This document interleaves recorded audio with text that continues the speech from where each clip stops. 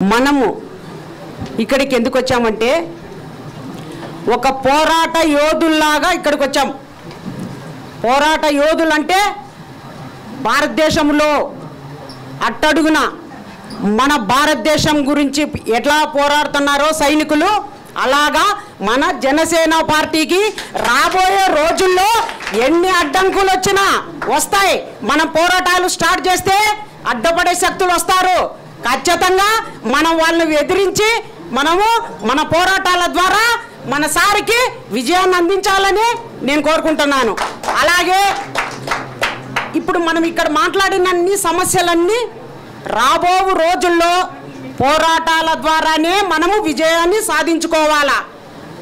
అనంతపురం జిల్లాలో సార్ మనకి ఏమి అప్పచెప్పినా కూడా ఈ ఉద్యమం చేయండి, ఈ పోరాటం చేయండి, ఈ సమస్య మీద మీరు పోరాడండి, మీకు నేనున్నాను అని ధైర్యం ఇచ్చినారంటే సారు ఖచ్చితంగా అనంతపురం జిల్లాలో ఏ పోరాటానికైనా ఏ దుష్ట శక్తులు వచ్చినా కూడా, ఏ నాయకులు ఏ పార్టీ నాయకులు వచ్చినా కూడా, కొడవెళ్ళు చూపించినా కూడా ఇక్కడ చెప్పి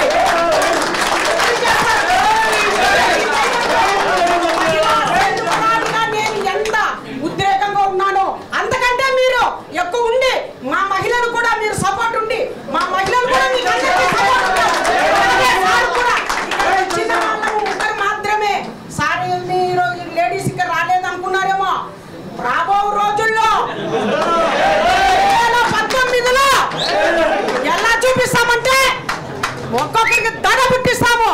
అలా ఏమిటో చూసి మీడియా నుంచే, మీడియాతోటే ప్రపంచమంతా వాగిపోవాలా.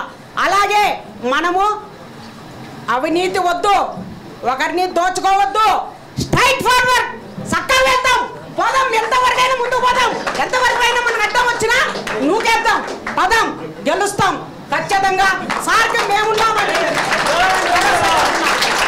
ఏమైనా సరే ప్రాణాలు అడ్డుపడైనా సరే, ఎందుకంటే నేను కొన్ని అనుభవించినాను. దానికి సిద్ధపడే యుద్ధంలో ఒక సైనికుడు ఏమైతాడు తెలుసా? నేను ఏమైపోయినా పర్వాలేదు భారతదేశాన్ని కాపాడుతానని సైనికుడుగా వెళ్తాడు. అలాగే ఈ జనసేన పార్టీలో కూడా నేను కూడా, మనమందరం కూడా అలాగే వచ్చాము, అలాగే నిలబడతాము, అలాగే ప్రజలకు సేవ చేయాలని ఎన్ని ఏళ్ళైనా సరే ఈ మాట ఖచ్చితంగా సార్ ముందర నేను విన్నవించుకుంటున్నాను.